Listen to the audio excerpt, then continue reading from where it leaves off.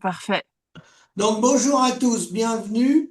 Je réinvite Hélène qui va rapporter des précisions sur le fonctionnement des pesticides, les néocotinoïdes entre autres, et les fonctionnements des différentes agences. Bonjour à Hélène, je vais lui donner la parole tu peux démarrer comme tu veux, mais parce que les agriculteurs ne comprennent pas, Arnaud Rousseau a dit une vérité. Il a dit que ça a été validé par l'AFSA et l'ANSES, ce qui est vrai. Alors, il faut que tu nous expliques un peu ce qu'est l'AFSA, l'ANSES, voilà, pourquoi ils l'ont validé. Je te laisse la parole à toi, Hélène. Salut Philippe, bonjour à tous. Alors oui, pour rentrer un peu dans les détails techniques, Ouais. euh, les autorisations de mise sur le marché des produits, effectivement, Arnaud Rousseau, il a raison, quoi. Et les autres aussi. Enfin, je veux dire, si on autorise ces produits, c'est normal que les gens les utilisent.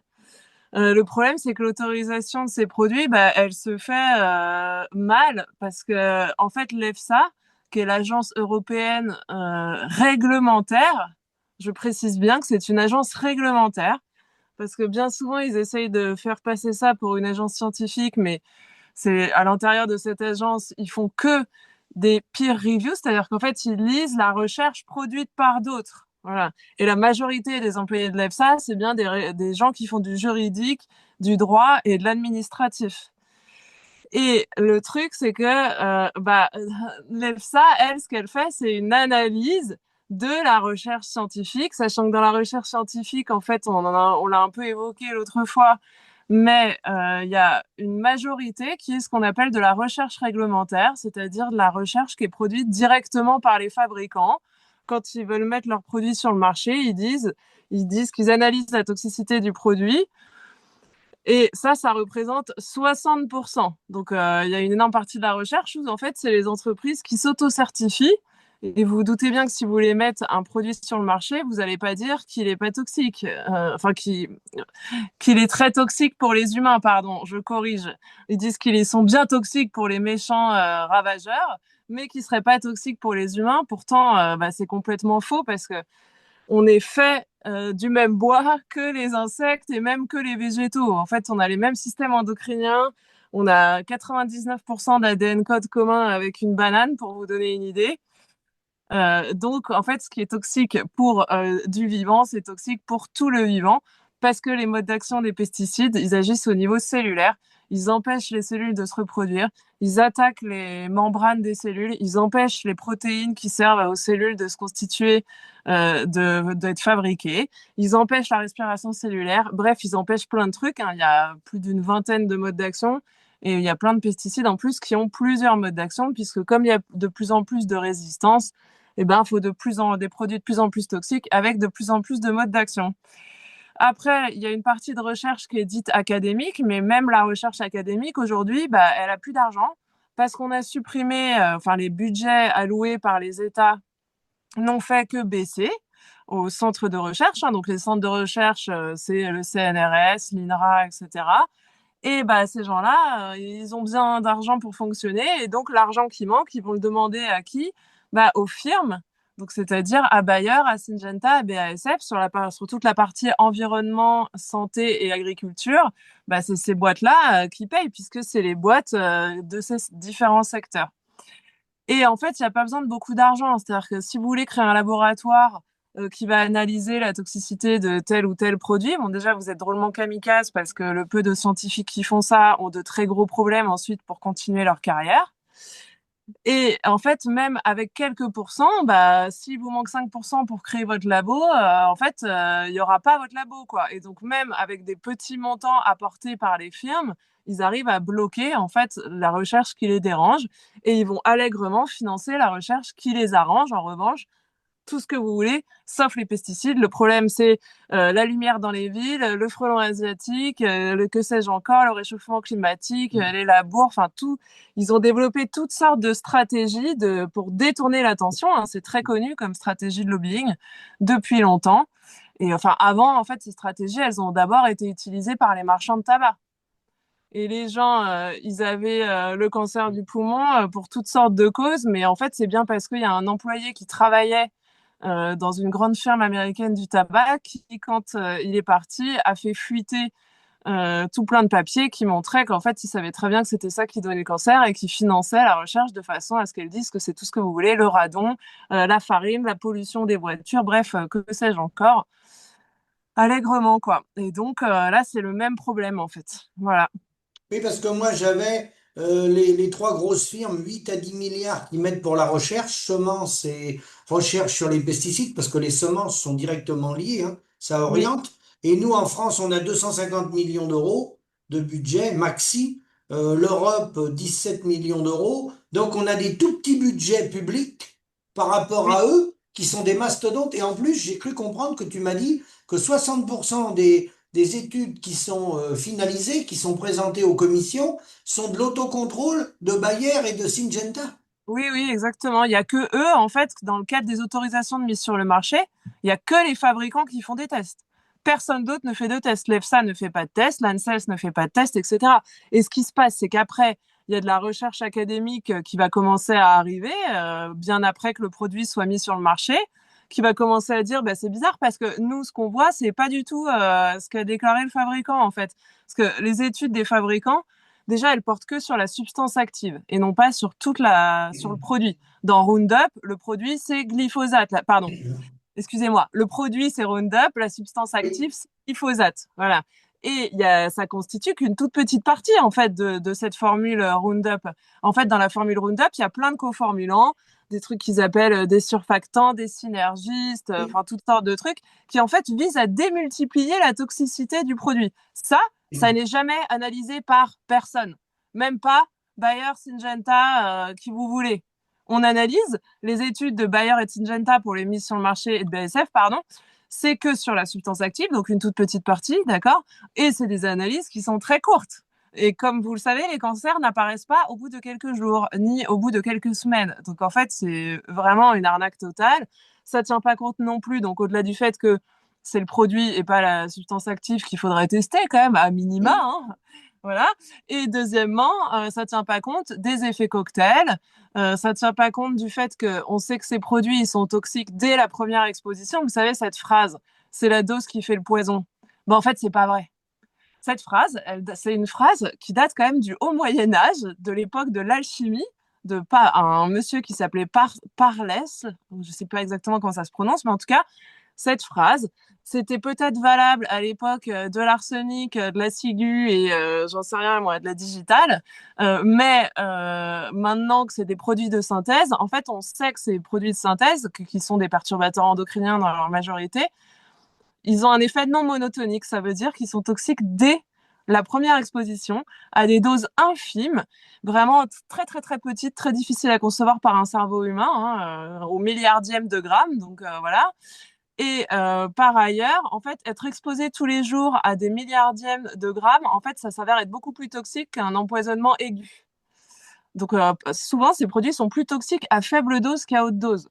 Pour une raison assez simple à comprendre, en fait, hein, c'est que le système immunitaire, il va avoir beaucoup plus de mal à identifier un empoisonnement chronique de toute petite dose tous les jours. Si vous voulez, c'est comme quelqu'un qui boit un petit peu tous les jours versus quelqu'un qui se prend une grosse cuite. Et bah, quand il se prend une grosse cuite, il vomit. Le corps a bien identifié qu'il y avait un gros problème.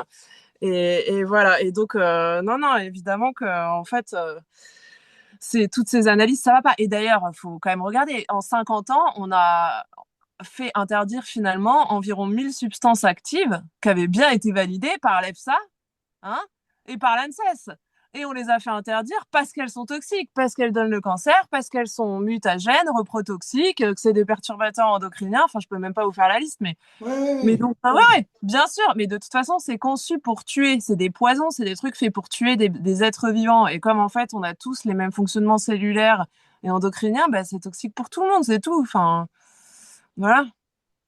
Donc, j'aurais que tu me parles comment fonctionne le comité. J'ai été voir, il y a un comité qui autorise les produits. Le nom en anglais, il m'échappe. Je voudrais que tu me parles un peu de ce comité.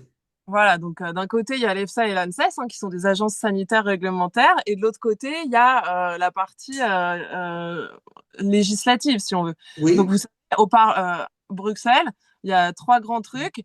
Il y a le Conseil avec les présidents, pardon, le conseil avec les présidents qui disent, bah nous, on veut faire une loi sur ci, sur ça. Ensuite, il y a la commission. La commission, elle se saisit du sujet. Et cette commission, c'est elle, en fait, qui va statuer sur un très grand nombre de choses. Il y a à Mhm. la fois écrire les textes qui vont passer au Parlement et il y a plein de comités. C'est ce qu'on appelle la comitologie bruxelloise. Et en fait, il faut savoir qu'une majorité des choses très concrètes, en fait, elles se décident dans ces comités. Et la mise sur le marché des pesticides, elle passe jamais par le Parlement, jamais, elle est décidée au sein de ces comités, au sein de la Commission européenne. Les comités sur les pesticides, ça s'appelle les SCOPAF, Ouais. SCOPAAF, Steering Committee and Plant Food et peut-être je sais plus quoi. Vous trouverez ça facilement sur Internet. Et le comité sur les pesticides, en fait, les membres qui composent ce comité, ils sont tenus secrets. Ce n'est pas une plaisanterie.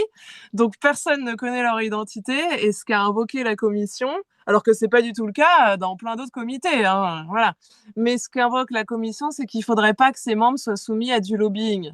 Parce que tout le monde sait que le pire lobbying, c'est dans l'agrochimie, en fait. Ah oui. Donc, à la fois, ils disent ça, sauf que on a connu l'identité d'une personne qui composait, enfin, qui représentait l'Angleterre au sein de ce SCOPAF, et c'est Oui. quelqu'un qui avait travaillé des années pour l'industrie de l'agrochimie, quoi. Donc déjà, il y a un petit conflit d'intérêts. On pense qu'au niveau de la France, c'est sans doute quelqu'un du ministère de l'Agriculture et de l'ANSES, mais en fait, dans les faits, on ne sait pas. Et ce comité, bah, il fixe lui tout seul euh, les ordres du jour. On vote, on ne sait pas qui vote quoi là-dedans. Et quand vous avez su que le glyphosate avait été réautorisé pour 10 ans, ben voilà, c'est au sein de ce comité, il y a eu un vote qui a obtenu la majorité pour la réautorisation du glyphosate. Mais c'est pas il n'y a pas eu une loi qui est arrivée au Parlement européen, qui aurait été discutée et ensuite votée. C'est jamais comme ça que ça se passe. Les lois qui passent au Parlement européen, pour beaucoup, c'est du marketing. C'est en 2050, on va faire ça. On sera net, on émettra plus de CO2. En 2050, on aura que des voitures électriques. En 2050, on aura divisé par deux les pesticides. Mais ça, c'est très bien. Ça occupe tout le monde. Voilà, ça fait des jolis papiers de journalistes et ça occupe les parlementaires. Mais dans la réalité, ça ne passe jamais au Parlement. C'est le SCOPAF qui réautorise sans arrêt les produits. Cette année, ils en ont réautorisé une dizaine. En fait, les produits, ils sont autorisés pour 10 ans ou 15 ans. Donc là, le glypho, ils n'ont pas osé mettre 15, donc ils ont mis 10. Mais si vous voulez, le glypho, la première fois, je crois qu'il a été autorisé en 1975. Donc en fait, il réautorise à chaque fois pour 15 ans tout plein de produits. Hein, parce que là, au sein de l'Europe, il y en a 450 autorisés. En France, il y en a 350 autorisés, dont 80 à 100 qui sont en dérogation. Okay, parce que en plus, quand on arrive à faire interdire l'un de ces produits derrière, après, ah bah il revient, il passe par la porte, il passe par en dessous, c'est une vraie petite belette ce truc, ça s'arrête jamais. Donc il revient, on donne des dérogations, ou alors les chimistes vont faire ah là il y a un produit, le mancozeb, qui va peut-être être réautorisé parce que Syngenta a décidé de se pourvoir en justice auprès de la Cour de justice européenne. Alors que le mancozeb, c'est un truc enfin, hyper toxique, c'est pleinement démontré depuis très longtemps, mais même le glypho. Hein. Le glypho, en fait, dès les années 70, peu de temps après sa mise sur le marché, il a été démontré tout de suite par différentes équipes dans le monde que c'est cancérogène. Donc en fait, enfin, vous êtes complètement désinformés, ça c'est clair, par les techniciens, par les coopératives quand c'est les copés qui vendent parce qu'elles prennent une marge, par tous les margoulins qui passent, qui essayent de se faire du beurre sur le dos des agriculteurs, en fait. Et les agriculteurs, tout le monde se fait du beurre sur leur dos, que ce soit en amont dans les coûts avec l'agrochimie et les semenciers, ou en aval avec l'agroalimentaire et des prix d'achat qui sont pas les bons, a priori. Oui, t'es écœuré, toi, de voir que le monde agricole, en fait, s'est fait plumer par tous les gens qui Les viennent côtés. dans les exploitations. Parce qu'en fait, la pauvreté Oui, du monde paysan, elle est là. Et bien l'autre sûr. chose, oui, que je voulais rajouter, en fait, tu dis, ce comité, ces gens sont pas neutres, parce qu'on a réussi à avoir des fuites. Quand l'Angleterre est sortie, c'est là Oui, on a su qui était la personne anglaise. oui, oui. Mais en fait, ce monde, il est rempli de conflits d'intérêts. Il y a des chercheurs qui écrivent des papiers pour dire que non, non, tel produit est pas toxique. Et puis 6 mois plus tard, ils bossent chez Syngenta, quoi. Enfin, en fait, il y a des conflits d'intérêts dans tous les sens, mais sans rire. Ouais. C'est pareil au sein de grands syndicats agricoles. Combien a de mandats le président du syndicat? Combien de présidents de chambre ont démissionné 48 heures avant de leur mandat de président de FDSEA? Combien? Enfin, la liste des conflits d'intérêts dans ce secteur, enfin, moi, j'ai jamais vu ça nulle part ailleurs. Vous me direz, je connais Ben, pas de c'est-à-dire que d'ordinateur, là, mais on reste sur notre sujet agricole, mais je pense que l'industrie pharmaceutique pour les humains, ça doit être à peu près pareil, non? oui, oui. Alors attention, moi je tiens bien à préciser que je suis pas pour l'interdiction des médicaments, hein. Non, Moi, je non, veux j'ai juste d'accord. qu'on arrête de mettre des poisons dans les champs. C'est pareil, je suis pas anti-vax. Enfin, chacun, c'est un scandale démocratique. Oui. Maintenant, je suis pas en mesure de dire les vaccins sont du poison. Par contre, je suis en mesure je peux vous certifier que les pesticides sont du poison pour en avoir étudié que ça sur les 4 dernières années, et on est très peu nombreux en réalité à savoir comment ça marche. En plus, moi, quand je parle aux agris, souvent, je leur parle de substances actives. Mais les agrès, les substances actives, ils n'ont pas la moindre idée de. Enfin, eux, ils connaissent le nom des produits, ce qui est normal, en fait. Moi, je regarde les substances actives parce que c'est ça qui est réglementé. C'est pas les produits qui sont réglementés. Et donc, même les. Enfin, en fait, il faut aller dans la fiche technique. C'est comme quand vous avez votre médicament. Il faudrait ouvrir le machin, le lire en entier. Et puis là, quand on voit attention à tous les effets secondaires, bah là, c'est pareil. Si vous lisez bien les petites lignes sur les fiches techniques, vous allez voir que c'est hyper toxique pour les oiseaux, les organismes aquatiques, hyper irritant. Attention, machin, bidule, truc.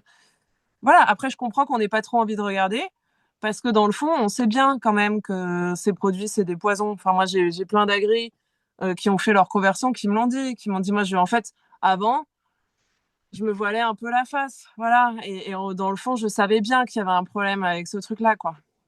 Alors, mon autre question, c'est comment fonctionne le nicotinoïde et Ouais, est-ce qu'il est vrai qu'on en retrouve dans la... dans nos maisons, sur les colliers des chiens, des Ah oui. chats? Ah, j'ai Bon. adoré quand ils ont sorti ça. Donc ça, vous voyez, c'est la stratégie, comme je vous dis, de détourner l'attention. Non, non, le problème, c'est pas ce qu'on met de partout dans la nature. C'est vous, messieurs, dames, qui achetez des colliers pour vos chiens et chats. C'est un Oui, double stratégie de lobbying. On remet la faute sur l'individu. C'est la responsabilité individuelle. Au oui, lieu de mettre la faute sur l'industrie qui fabrique ces merdes. Parce qu'il est quand même là, le sujet, en réalité, hein. C'est comme on dit aux gens, faut pas rouler avec vos voitures qui polluent. Bah, mais les gens, ils achètent les voitures qui sont fabriquées, hein. Ils vont pas fabriquer leur propre voiture. Voilà. Bon, bah là, c'est pareil. Mais en fait, les néonicotinoïdes, oui, alors, différents trucs. En gros, les pesticides, oui. comment- Comment fonctionne le nicotinoïde? ouais, c'est ça, j'y arrive. En gros, les chimistes, ce qu'ils font, c'est qu'ils remarquent qu'il y a des poisons existants dans la nature. Dans la glycine, il y a une substance toxique qui a permis de créer le glyphosate. Dans les néonicotinoïdes, il y a la nicotine du tabac. Donc, ils voient bien que ces trucs-là sont toxiques et ils les prennent et ils les modifient. C'est pour ça qu'on dit que c'est des pesticides de synthèse. Ils créent des substances à partir de substances existantes, mais eux, les substances qu'ils créent, elles n'existent pas dans la nature et elles sont beaucoup, beaucoup, beaucoup plus toxiques. Euh, Entre la substance naturelle, donc là, du coup, j'ai bien regardé, entre la substance naturelle et la substance de synthèse modifiée créée pour tuer par l'homme et donc non biodégradable, c'est entre 1000 et 10 000 fois plus toxique. D'accord. Donc voilà, c'est quand même infiniment plus grave, surtout que c'est pas biodégradable. Bon. Et au-delà de ça, le néonicotinoïde, en fait, il désoriente les abeilles. Ça. Le mode d'action des néonicotinoïdes, c'est détruire le système nerveux, les muscles et le système nerveux central. Le système nerveux central, c'est le cerveau et la moelle épinière. Ouais, Donc, ouais.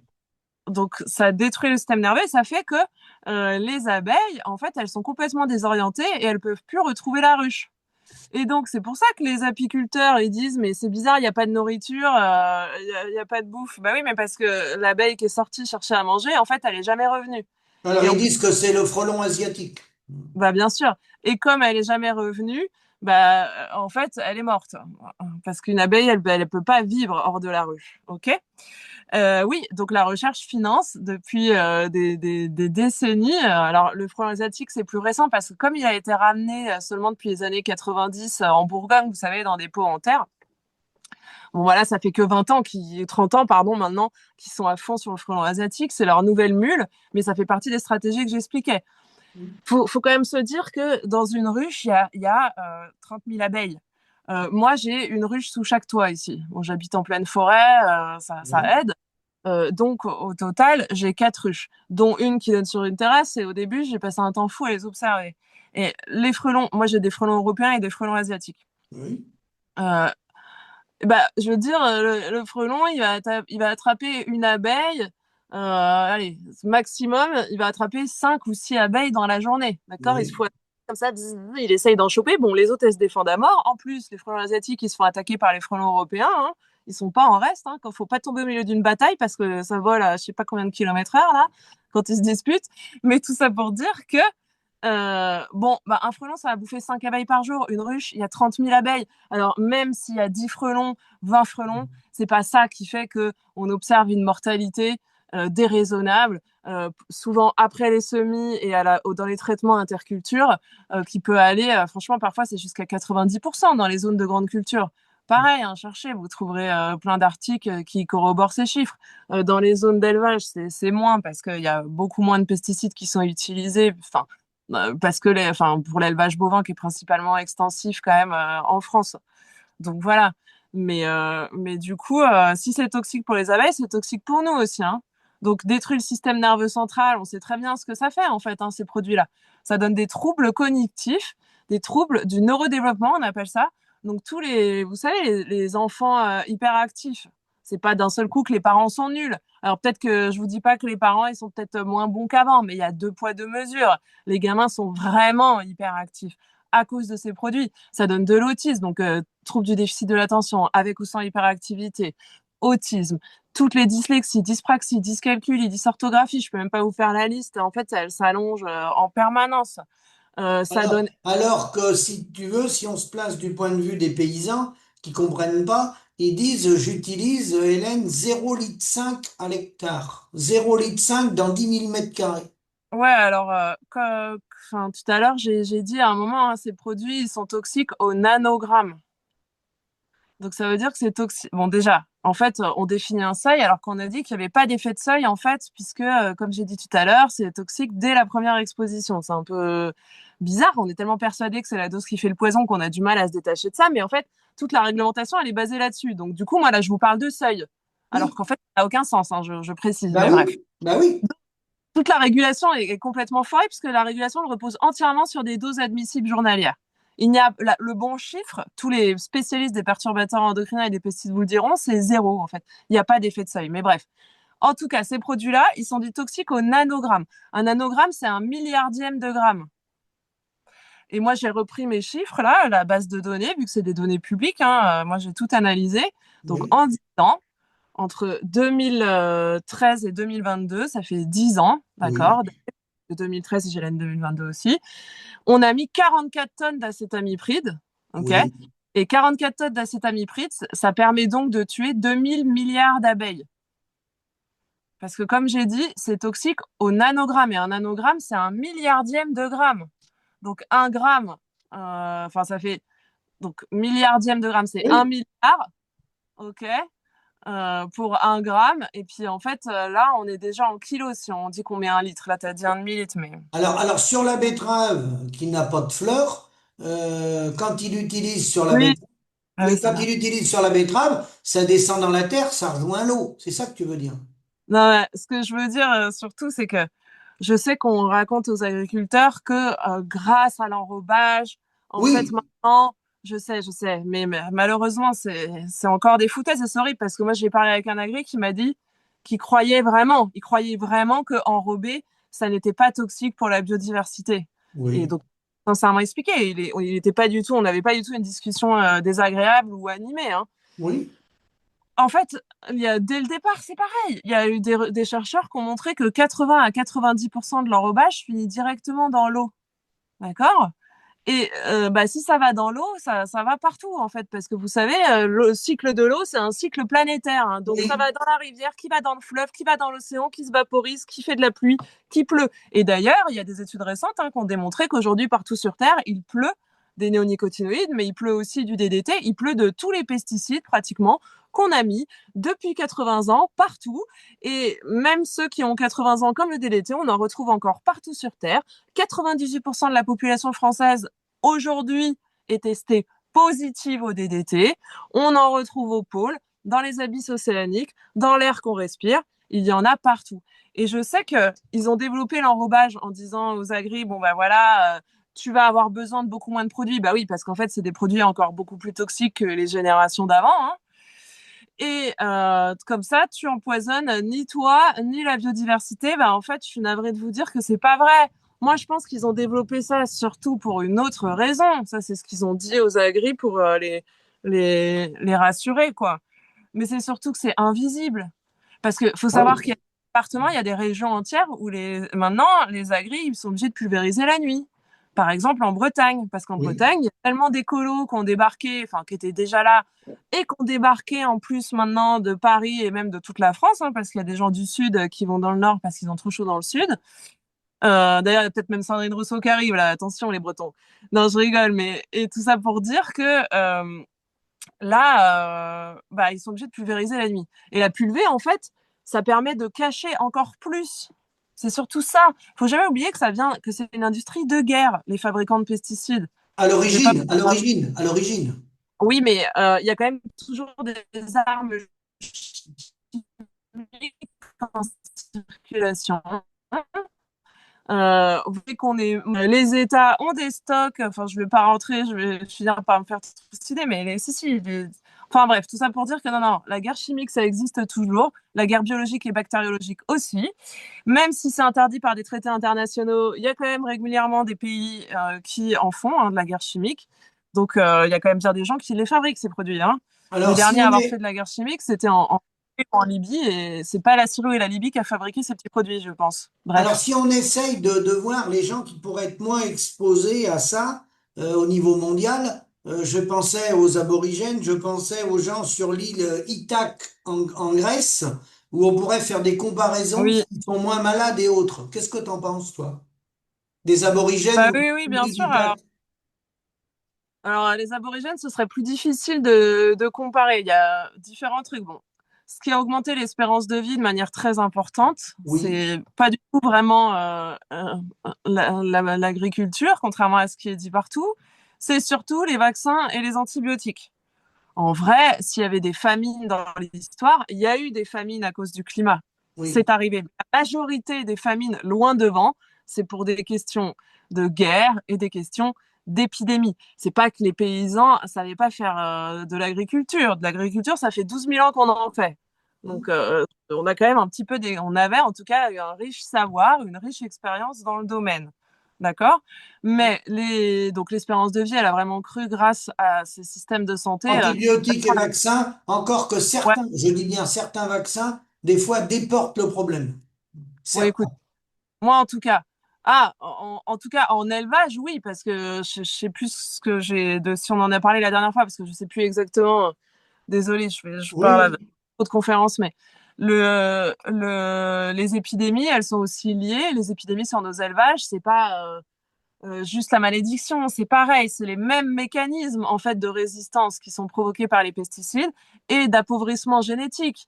Nos bêtes, on les a sélectionnées et on a aussi réduit leur patrimoine. Déjà, il y a une bien plus faible variété qu'avant de oui, voilà. races. On a laissé tomber plein de races anciennes parce que on avait des meilleurs rendements, de la meilleure viande ou de la meilleure je ne sais quoi. Enfin, moi, je vois bien dans le Charolais. Mon frère est véto, hein, de Charolais. Si s'il n'y avait pas les vétos, les vélages quand même dans l'ensemble du Charolais, ça se passe moyennement bien. Parce qu'en fait, on a tellement voulu des vaches ultra musclées, Bien sûr. euh, hyper massives, que la mise bas, vous savez, c'est comme les chiens qu'on y est tout écrasé là. Ça, c'est parce que l'homme a des lubies et du coup, ça fait des animaux avec qui sont affaiblis, qui Oui. devraient pas exister normalement. Bon, bref, donc il y a un appauvrissement génétique et un empoisonnement global, exactement comme la résidence sur les cultures. Et ben en fait, les vecteurs de la plupart des épidémies qu'on a sur nos élevages, c'est souvent des insectes, c'est souvent des bactéries, et donc forcément, c'est la même chose que en grande culture. Mais tout ça pour dire que moi, en tout cas, je peux pas dire plus que ça pour les vaccins. je peux vous dire que s'il y a de plus en plus d'épidémies sur les élevages, c'est parce qu'on empoisonne tout avec des pesticides qui provoquent une résistance massive et qui font une sélection artificielle ça va pas. Les vaccins qu'on fait aux humains, je sais pas, j'ai pas étudié le sujet, donc Non, moi, non. je peux Ouais. pas. Voilà, c'est ça. Mais donc tout ça pour dire que si l'espérance de vie, enfin voilà, tout ça pour dire que chez les aborigènes, il n'y a pas le même système de santé, donc ce serait difficile de comparer, alors qu'en Grèce, il y a le même système de santé plus ou moins, hein. Ils ont bien des antibiotiques quand même et des vaccins malgré la crise ou je ne Oui, sais quoi. sur l'île Ithaque, là. Ah, et en fait, sur l'île d'Ithaque, il y a il y a pas mal d'îles dans ce coin-là qui n'ont pas d'agriculture intensive et l'espérance de vie sur l'île d'Ithaque, elle est autour de 90 ans, voire plus. Et comme c'était le cas, en fait, je sais pas, moi j'ai 40 ans, je sais pas quel âge t'as Philippe, mais moi ma grand-mère qui était née en 59. 59, ma grand-mère qui était née en 1927, avant le tout chimique, hein, comme disait, enfin comme disent les biologistes et l'ancien président du Muséum d'histoire naturelle. Bon bah tous ces gens qui sont nés avant le tout chimique, avant la Seconde Guerre mondiale, on voit bien qu'on là on a eu plein de petites grand-mères qui ont été près de 90 ans. Et là, on voit que c'est plus le cas. Là, l'espérance de vie en bonne santé s'effondre. Les cancers, c'est de plus en plus jeune. Là, on voit bien autour de nous que il y a quelque chose qui se passe et ça va pas là. Je veux dire, et on sait bien, et tous les grands biologistes le disent, que en fait, l'espérance de vie, elle est déjà en train de stagner. Elle va réduire et que c'est à cause de ça en fait. C'est à cause de ça. Donc, l'espérance de vie réduit. Et en plus, vous savez, la fertilité s'est effondrée, hein. On a perdu 54% de fertilité en 45 ans. Oui, D'accord? Nous, on a l'insémination artificielle qu'on a fait sur les animaux. Maintenant, on fait ça, on appelle ça la PMA sur les femmes. Mais dans la oui. nature, il n'y a pas, hein. Donc, ça pose quand même aussi des gros, gros problèmes. C'est-à-dire que même si demain, on arrête les pesticides, bah, ça va mettre un temps fou à revenir. Les oiseaux qui bouffent les ravageurs, les coccinelles qui bouffent les pucerons des betteraves, par exemple. Ça va mettre un temps fou à revenir. Alors là, il me reste encore quelques questions à te poser. Alors je vais en poser deux. J'aurai deux questions tout de suite et deux autres après. Alors la première, c'est comment peut-on s'en passer? Comment? Bon, alors il y a la bioélectronique. Je sais pas si tu connais la bioélectronique Louis-Claude Vincent, qui avait été reconnu dans les années 80, hein, qui avait inventé des choses. Il avait été reçu aux États-Unis partout et tout. La bioélectronique, c'est un système où on se passe des phytosanitaires, justement. On fait travailler le sol avec la dolémie, avec un tas de produits dans les exploitations. On peut avoir une autonomie. Hein. Alors, comment peut-on s'en passer? Parce que ça, c'est la question du paysan. Il va nous écouter, il va dire, bah, ils sont bien mignons, mais moi, j'ai un problème, comment je fais pour m'en passer? Et là, une autre question. Là, vu ce qui s'est passé avec la loi du plomb, il faudrait, et ça serait logique, interdire les betteraves et les noisettes qui viennent de l'extérieur, qui est dans le, bon, bref. Donc, oui, vas-y, Hélène, comment peut-on s'en passer? Faut-il interdire? Qu'en penses-tu? Bah, moi, j'ai pas la réponse à toutes les questions, hein. L'agriculture, c'est trop compliqué et trop varié sur comment peut-on s'en passer. Mais tout ce que je sais, c'est que déjà, il y a toutes les filières qui existent en bio en France. Ça veut bien dire que, en fait, c'est quand même possible de s'en passer dans toutes les filières. Voilà, bon, ça c'est un premier point. J'ai regardé effectivement les filières où il y a la plus grosse perte de rendement. Oui, C'est les céréales, hein, effectivement, où il peut y avoir des baisses de rendement importantes jusqu'à 50%. Bah, la dernière fois, on a parlé de diversification génétique oui, des semences de ferme. Donc ça, c'est une première diversification parce que ça évitera d'avoir tout le monde malade en même temps, hein. Quand on fait ces semences de ferme, on voit bien qu'il n'y a qu'une partie qui tombe malade et pas tout le monde en même temps. Aussi parce que bah, les semences, elles sont plus robustes. Les semences hybrides F1, c'est un peu des semences qui ont une génétique appauvrie pour être exactement pareilles. Et elles sont résistantes pas aux maladies, elles résistent mal à la sécheresse. Bref, elles résistent mal à plein de trucs. Donc déjà, quand vous faites vos semences à vous, elles sont adaptées à votre terroir, votre climat, votre sol. Bon, bref, donc c'est beaucoup mieux. Ensuite, il faut aussi diversifier les cultures. Je pense que plus on diversifie sa production, bah, c'est facile à dire, hein, je sais bien, hein, mais plus on réduit les risques. Et plus aussi, il va peut-être essayer de falloir produire des choses qu'on surproduit pas, parce qu'en fait, on sait qu'on surproduit du blé, on sait qu'on, d'ailleurs là, le cours du blé, il est très mauvais là cette Ah année. ben, c'est catastrophique. Si tu veux, Ouais. ça passe. Je voulais avoir un peu ton avis, mais moi, je connais des gens en bio ou en autonomie totale conventionnelle qui n'utilisent pas de phyto. Ça passe par la rotation des cultures, ça passe par des fermes à taille humaine, familiale. Ça passe pas par la monoculture et par des fermes gigantesques. Si tu as des fermes Ah, gigantesques et de la monoculture, l'agriculteur ne peut pas gérer des surfaces comme ça. Il est obligé de faire appel à la Chine. voilà, mais il y a, enfin, les deux clés pour moi, c'est vraiment semences de ferme et polyculture élevage. Si on veut reproduire ce que font les écosystèmes, où les déchets ont tous une fonction et en fait là, ça n'existe pas les déchets dans les écosystèmes, bah, il faut essayer de calquer c'est les agrosystèmes sur les écosystèmes. Et donc les écosystèmes, ils contiennent des animaux, des végétaux, les agrosystèmes, en fait, il faudrait que ce soit pareil. Et donc, pour se passer de produits, il faut qu'il y ait une diversité génétique. Il faut qu'il y ait une diversité de ce qui est produit. Il faut récupérer les engrais grâce à nos amis les bovins. Enfin, voilà, en fait, c'est ça qu'il Oui, faut reprendre. tu réponds en même temps à mes autres questions parce que j'en avais deux autres, mais tu es en train d'y répondre indirectement sans le vouloir. C'est que la semence, les semences jouent un rôle important, comme l'ont expliqué depuis longtemps les Bourguignons. Le fait de sélectionner des variétés peut-être moins productives, mais plus résistantes, moins malades, vu que de Exact. toute façon, on a déjà 2 500 000 hectares en friche en France. Hein, au niveau de la planète, je t'en parle pas. On a largement de quoi nourrir tout le monde, ça, c'est pas le Oui, sujet. oui, C'est comment oui, on oui. produit. Et puis, ça me permet de te poser l'autre question parce que tu as embrayé, tu as parlé, tu as prononcé le mot élevage. Moi, je pense qu'on peut pas fonctionner sans élevage. Qu'est-ce que tu en Oui. penses? Ah bah oui, oui, c'est sûr. De toute façon, moi, je vois bien chez moi. Moi, je fais pas des grandes cultures. Je fais du maraîchage, mais c'est même pas la peine. Genre, sans apporter de la fumure animale, ce n'est même pas la peine. Vous avez des tout petits légumes, ça va pas du tout. Ah non, mais moi, j'ai vu la différence. J'ai fait sans, j'ai fait avec. C'est même pas, il y a même pas photo. C'est x5 instantanément. Voilà. Donc, en fait, il n'y a pas de meilleur engrais que les fumures animales. Ça, c'est Bien clair, sûr. hein. Bovin, équin, et ça, je vais choquer certains peut-être, mais humain, quoi. Enfin, voilà. En tout cas, pour l'instant, c'est interdit parce que les vendeurs d'engrais, ils sont très forts aussi pour faire passer des lois. Le caca, c'est, désolé, mais c'est Oui, toxique. Alors que les pesticides, c'est super, hein, on va en boire un petit coup. Enfin, on se moque de qui? Je veux dire, pendant des millénaires, les paysans, ils ont oui. fertilisé avec les fumures. C'est tellement basique et ce n'est pas du poison.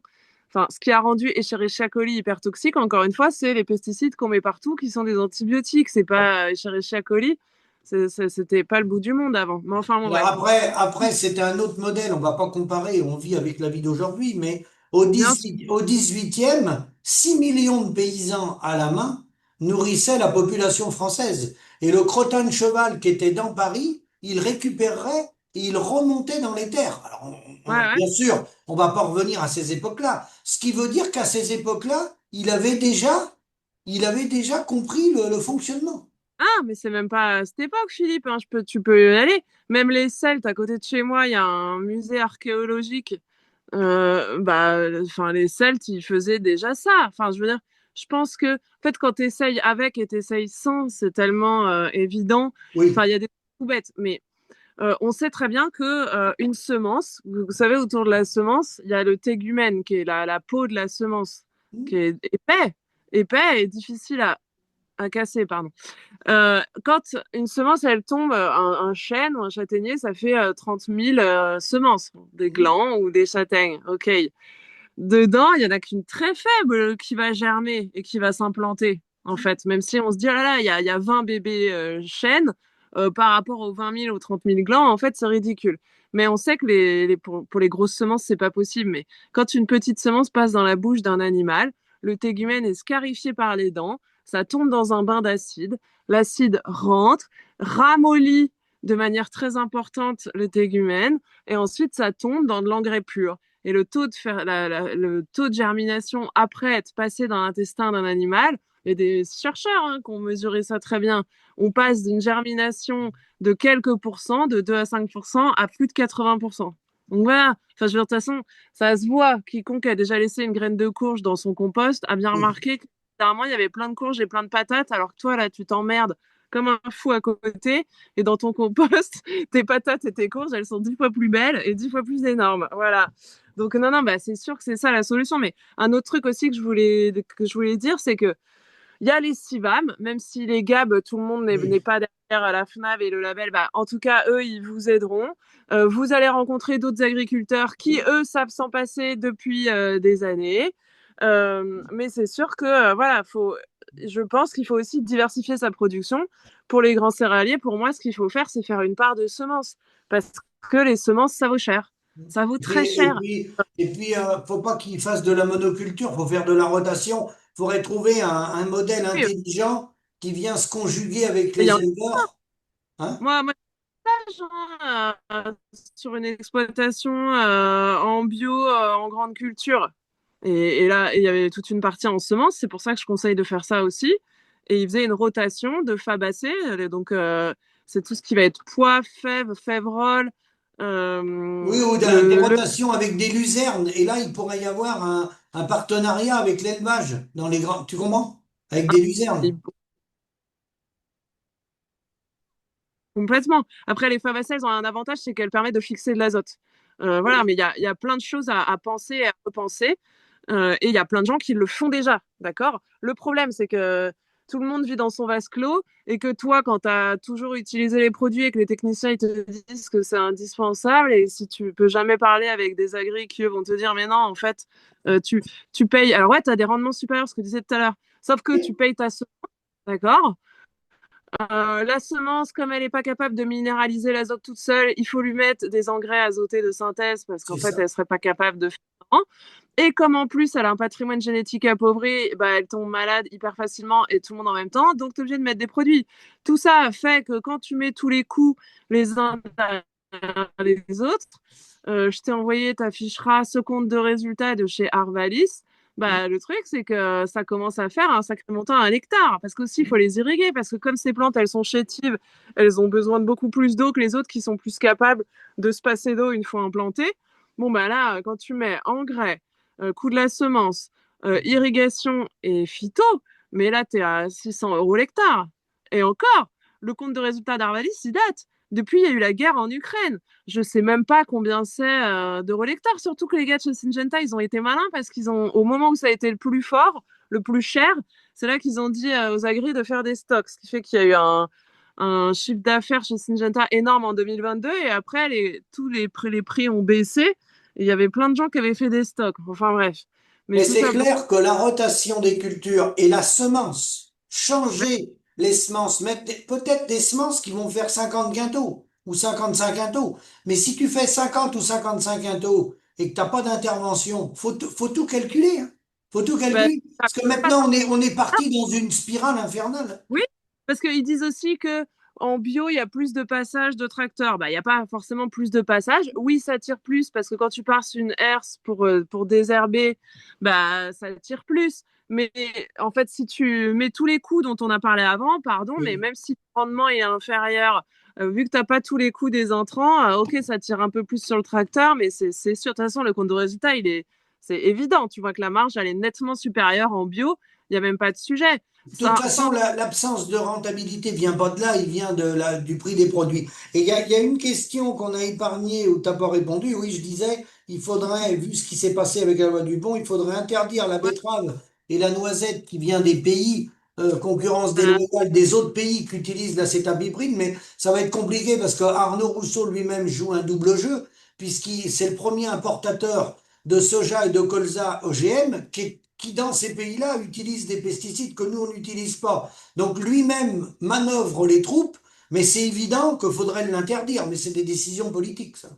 Oui, mais le truc, c'est, en tout cas, je veux juste être clair sur un point, c'est que faut pas croire que, parce qu'il y a un peu cette petite musique, là, tout le temps, pareil, qui est distillée par les dirigeants de la FNSEA, Oui.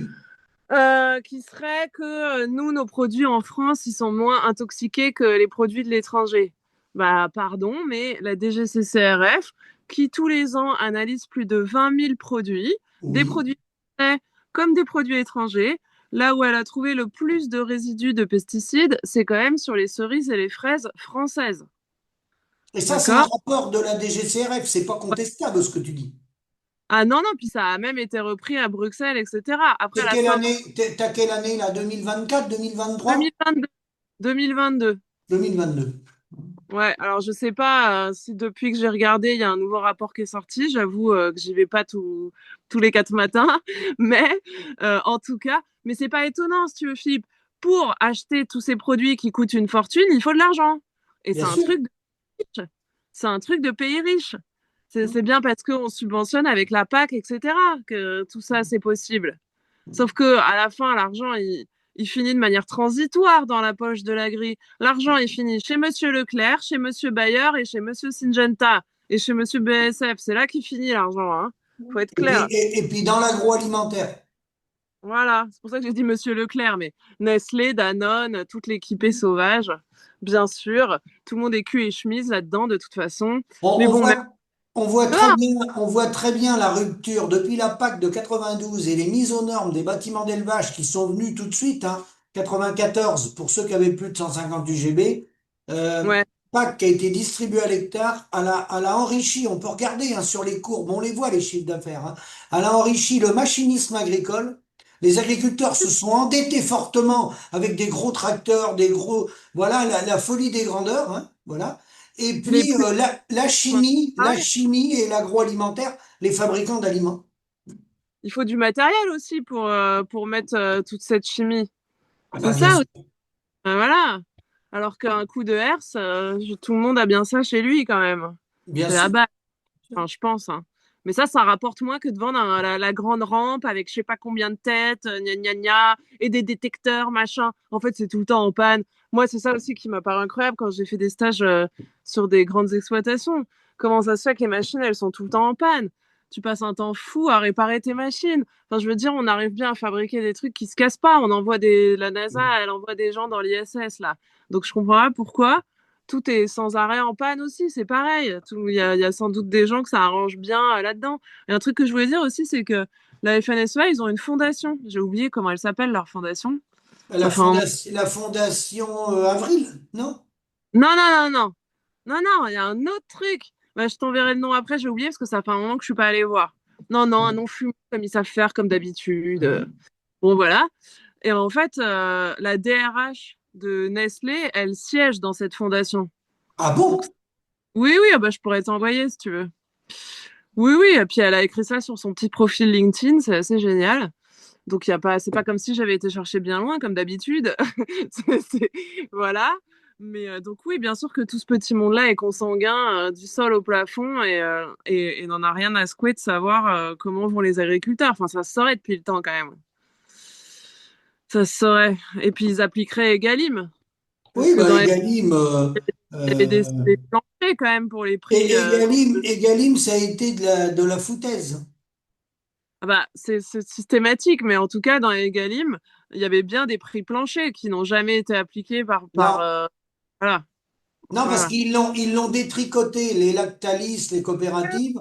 Ils ont dit que ça allait s'appliquer que sur une petite partie, même pas 20% des litrages ou ce qu'on vend en France. Le reste, ils l'ont dit, c'est mis en concurrence avec le beurre allemand, le beurre hollandais, etc., etc. Le reste, c'est du marché spot international. Donc, ils l'ont détricoté tout. Donc, en fin de compte, il n'y a rien eu du tout. Alors ça, c'est des réunions qui ont coûté des fortunes, qui ont passé du temps. C'est du marketing. Voilà. Moi, j'appelle... C'est pas la cellule Déméter, tu veux dire? Non, non, Non. non, non. La cellule Déméter, c'est une cellule de renseignement Ouais, contre les c'est une méthodes. cellule de renseignement. Et le nom de la fondation, oui. Je, Ah non, je retrouverai. Non, oui. je peux pas regarder, là, je suis sur mon Non, non, téléphone. mais t'inquiète pas. Et dans cette fondation, tu dis, il y a l'agrochimie. Non, non, je dis, il y a la DRH de Nestlé qui siège dans cette fondation de la FNSEA. Enfin, en fait, c'est un Ah oui. poney qui est une fondation JA slash FNSEA, j'ai oublié le Ah ben, fond, tout. dans les gouvernements, hein, parce que je dis Macron, mais ceux d'avant hein, aussi, Muriel Pénicaud et d'autres, hein, il y en a plusieurs, ont été DRH dans l'agroalimentaire, hein. À l'arrivée de chez Danone ou à l'arrivée de chez... Voilà. Parce que dans la toile d'araignée qu'il y a, par exemple chez Avril ou Invivo, on retrouve même Anne Lauvergeon qui a été à la tête Ah, d'Areva. ah. Anne Lauvergeon est dans le groupe Avril, hein. Tu savais ça? Oui, mais en fait, c'est consanguin, le nucléaire et la chimie. Parce que moi, la direction de la FNSEA, je les vois comme des pantins de l'agrochimie, hein. C'est ni plus ni moins que ça, ces gens-là. Hmm. C'est complètement consanguin. C'est-à-dire que parmi les gens qui font beaucoup de désinformation autour de la supposée absence de toxicité des pesticides, il y a Hmm. très souvent du CEA, tu sais, du commissariat à l'énergie atomique. Mais Oui, parce que c'est des modes de croyance, c'est-à-dire que ces gens-là, ils croient dans un progrès éternel de l'homme qui va pouvoir s'élever l'âme et l'esprit, je sais pas quoi, les lumières là, d'accord? Et en fait, pour eux, c'est agrochimie et nucléaire, même combat. Déjà, il y a un aspect militaire très important dont j'ai parlé tout à l'heure, et quand on nous dit le nucléaire civil n'a rien à voir avec le nucléaire militaire, ça n'est pas vrai. Ça n'est pas vrai. En fait, plein d'industries sont liées au militaire. L'industrie des jeux vidéo. Les jeux vidéo, ça sert à faire des simulateurs d'entraînement, ça sert à faire des casques 3D, c'est les mêmes boîtes qui font les jeux vidéo, qui fabriquent le matériel militaire. Enfin, on se rend pas compte en fait à quel point il y a du militaire dans plein ah d'aspects bah de l'industrie. oui, oui, oui, oui, par contre, je sais pas, oui, par exemple, je pense que tu es au courant, par exemple, Boeing, qui est en compétition avec Airbus, Boeing utilise du financement de l'armée américaine qui sert à Boeing. Tu le savais, ça? Voilà. Oui, bah, de toute façon, il y a plein de budgets qui sont secrets. Et donc, il faut bien que l'argent il soit quelque part, en fait. Voilà, c'est ça. Voilà. C'est bon. Mais attends, parce que là, faut pas qu'on dérive trop. Mais en tout cas, mince, attends, je voulais dire un truc important, mais j'ai oublié. Un truc important par rapport à l'acétamipride, non? Non, non, bah, en tout cas, oui. Enfin, si vous voulez dire qu'on va. En fait, moi, si j'étais un autre pays, je dirais ah ouais, vous voulez pas de nos trucs à l'estamipride, mais nous, alors, votre vin qui est rempli de quantités phénoménales, de je sais pas quoi, votre machin, votre truc, ben nous aussi, on va dire non. Enfin, genre, si on appliquait à l'inverse, en réalité, il y a beaucoup plus de pays dans lesquels on exporte qui utilisent beaucoup moins de pesticides que nous, dans lesquels l'agriculture est beaucoup moins intensive que nous qui devrait nous dire la même chose. Et à ce jeu-là, la France, elle serait très, très, très perdante. Parce que, comme j'ai dit, c'est un truc de riche. Et puis, faut pas oublier que la betterave, ça sert aussi à. Ça sert pas qu'à faire du sucre. Ça sert aussi, alors, à faire effectivement du bioéthanol, mais ça sert aussi à faire de l'alcool. Oui, L'alcool qu'on utilise dans les parfums et les cosmétiques. Et la oui. France, c'est le leader mondial du parfum, premier exportateur mondial du parfum.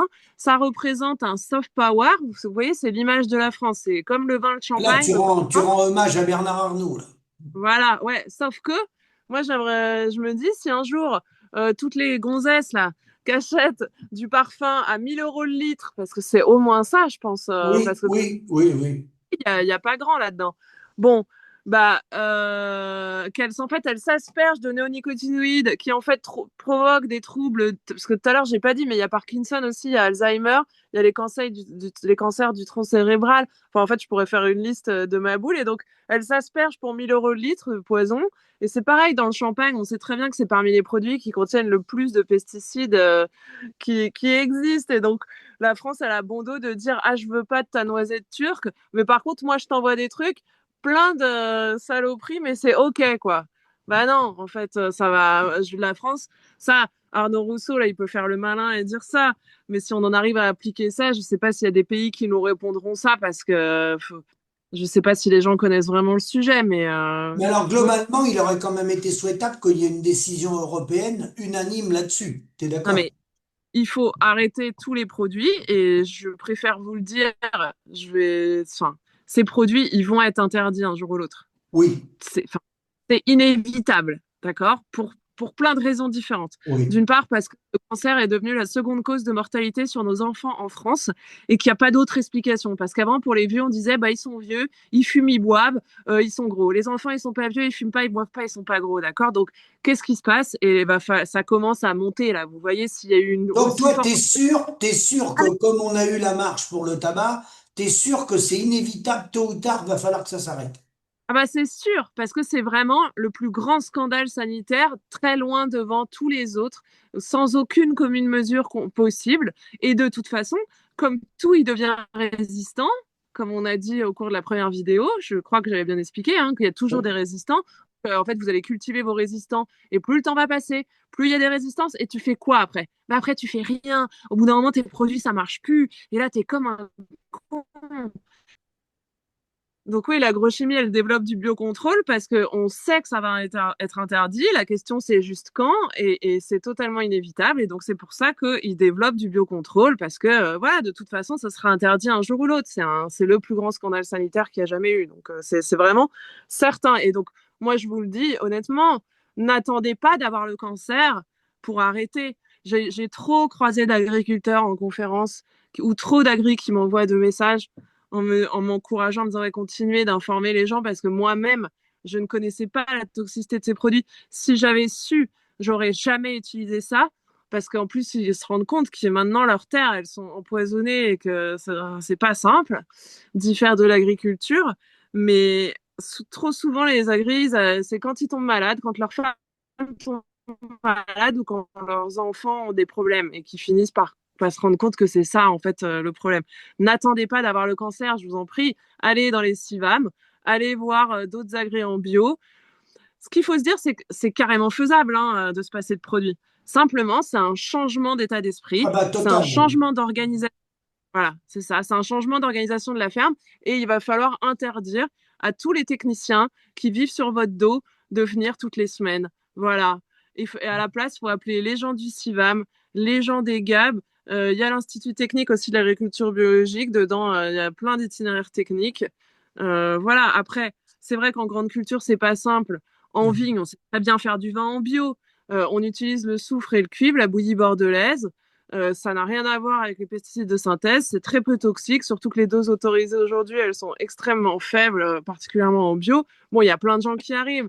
Je suis d'accord que ça, voilà, en grande culture, il y a une baisse de rendement qui est plus importante. Mais Eh, moi, si tu veux, c'est très compliqué. Pourquoi c'est très compliqué? Parce que la recherche n'a pas mis l'argent pour pouvoir s'en passer. C'est compliqué parce qu'on s'est attaché à ce modèle-là depuis bah, longtemps. c'est compliqué parce que 100 quintals l'hectare, c'est trop. Bon, de toute façon, là, il y a plus vraiment personne qui fait vraiment 100 quintals l'hectare, je crois.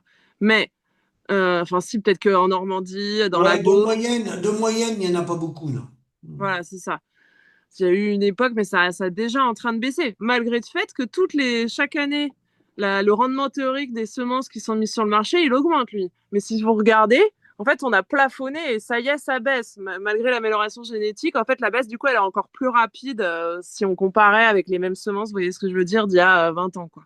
Mais bref, tout ça pour dire que oui, oui, les rendements baissent. Je sais plus quelle était la question exactement, je suis désolée.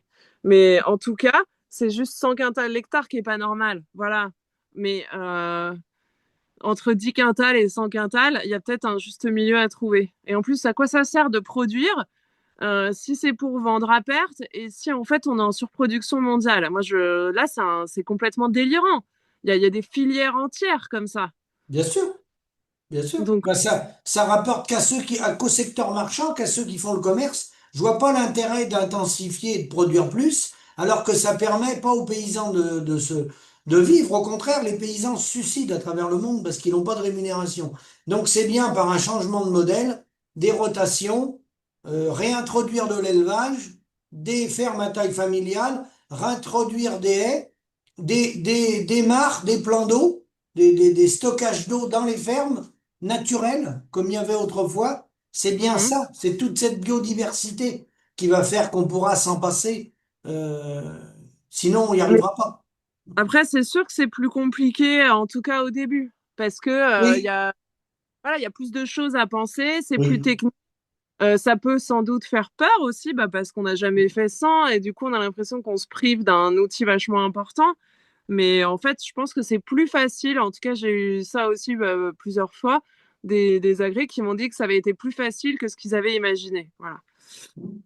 Donc, faut essayer. En fait, moi, je pense qu'il faut. De toute façon, vu l'impact sur la santé, vu le coût que ça coûte aux populations et à l'État en termes de santé et tout, puisqu'on est à 5 400 € de la seconde, même plus que ça, le financement global, c'est des décisions politiques d'avoir une autre trajectoire agricole. Et si le mouvement il est accompagné, il n'y aura pas de perte de revenus sur les agriculteurs. Après, là, Arnaud Rousseau et ses amis, là, comme le président de la Fédération de la betterave, euh, ben, ils ont de la chance parce que là, c'est la guerre en Ukraine et que, en fait, ils en profitent dans le sens où ce que disent les lobbyistes de l'agrochimie à Emmanuel Macron ou secrétaire général quand ils le croisent et ce que lui disent Arnaud Rousseau, c'est les rendements vont s'effondrer, la France va mourir de faim, les prix vont s'envoler parce qu'il y a cette idée que si on arrête les pesticides, les prix de la nourriture vont s'envoler. Honnêtement, ils vont pas s'envoler. Ça m'étonnerait fort dans le sens où ce qui fait que les prix sont bas, c'est surtout que c'est massivement subventionné et qu'on est en surproduction. Mais Si on déjà, c'est eux qui font la facture. Quand ils disent les prix qui vont s'envoler, c'est eux qui font la facture. C'est In Vivo, c'est les coopératives. Oui, oui. Ah bah oui. Mais en tout cas, eux, ça leur a bénéficié parce que ils font planer le spectre de la pénurie. Ça va être la révolution. Vous marchez déjà sur des braises. Les prix ont déjà énormément augmenté, etc. Ce qui fait que l'État, là, était beaucoup moins en mesure des ambitions qu'il Oui, avait.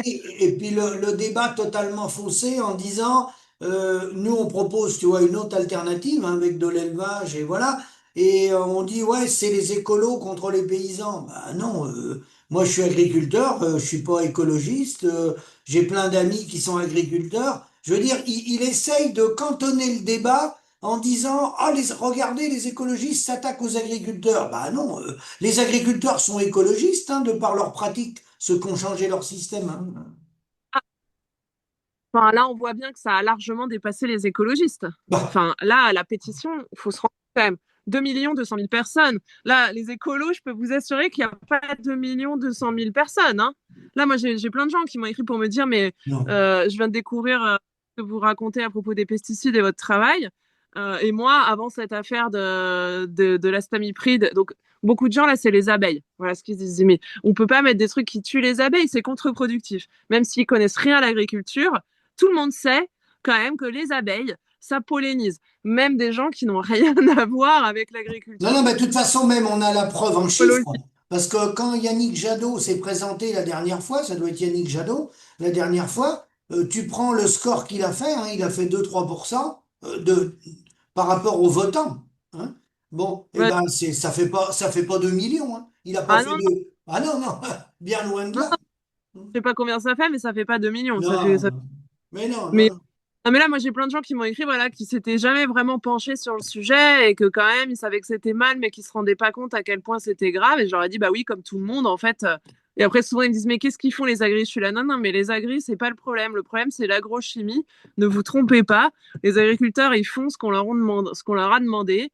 Et maintenant, ils sont coincés. Parce que du coup, Les agriculteurs sont prisonniers d'un modèle, ils sont endettés, voilà. on est endetté, on est prisonnier d'un système, on est attaché à l'agro-industrie, l'agroalimentaire et au réseau bancaire. Enfin, l'agroalimentaire aux coopératives, hein, parce que les coopératives qui sont gérées par la FNSEA, nous financent avec le réseau bancaire. Donc le gars, il est attaché. Il y en a plein qui voudraient s'échapper et faire autre chose. Mais le problème, c'est que pour ça, faut solder.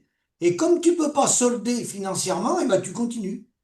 Ouais, je sais, mais enfin, faut essayer de réduire son taux d'endettement. Attention, hein, là, c'est Madame Yaka Faucon. Hein. J'ai bien conscience Oui, que, mais tu sais bien que c'est pas facile, je sais. voilà. Mais essayer de réduire son endettement, ça, je pense que c'est hyper important. Ah oui, Moi, j'ai plusieurs agris qui m'ont écrit des trucs stupéfiants du genre, moi, pour avoir mon emprunt, j'ai dû me syndiquer. Je ne vous donne pas le nom du syndicat, tout le monde sait de quoi je parle. oui, Euh, École, hein, on sait lequel marche avec lequel. Et il y en a un autre qui m'a dit, moi, Hélène, là, je voudrais me convertir au bio, mais mon chargé de compte m'en empêche, me dit que j'ai pas le droit au vu de mon contrat et de mon emprunt, etc. Donc moi, je lui avais dit de m'envoyer le contrat, il me l'a pas envoyé, mais faudrait vérifier. Je suis pas sûre que ce soit légal, déjà, en fait, mais ce truc. les gars, ils ont peur, et les gens ont peur aux représailles. Hein. Je sais, Je sais, mais en fait, là, à un moment, c'est quand même nos vies qui sont en jeu. Moi, quand je vois dans Réussir, ah, il parle de la cohorte Agrican, je sais pas si tu connais, mais qui est le mesure des cancers sur les agriculteurs, et qui est un truc complètement magouillé encore, qui dit que non, non, les agris ont moins de cancer que la population générale. Oui, oui. Bien sûr, on se demande pourquoi il y a des cancers qu'on appelle le cancer de l'agriculteur, comme le lymphome non Hodgkinien. C'est quand même incroyable, n'est-ce pas? Attention, c'est reconnu par la Mutualité sociale Ouais, agricole. bien sûr. Ça, Alzheimer, Parkinson, il y en a deux autres. C'est Bah, pas la, les la maladie de Charcot, non? cellules. Ah ouais, la maladie de Charcot. Je sais pas. Bon, de toute façon, en vrai, des maladies, il y en a plus de 450 hein, liées aux pesticides. Mais bref. Donc, je les connais pas toutes. Mais oui, la MSA, elle en reconnaît que 5. Mais bon, tout ça pour dire que on essaye de faire admettre aujourd'hui, et je le vois dans Réussir, je le vois partout. Je le vois dans le lobbying de la FNSEA, je le vois. Ouais.